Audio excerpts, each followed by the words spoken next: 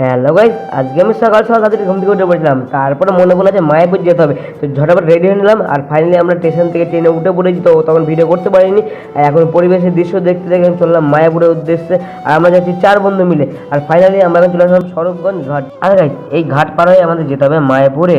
আর guys, এখন আমরা ট্রলারে উঠে পড়েছি। আর দেখতে পাচ্ছ যে ইস্কন মন্দিরটা দেখতে পারলে তোমরা, আমরা ওইখানে যাবো।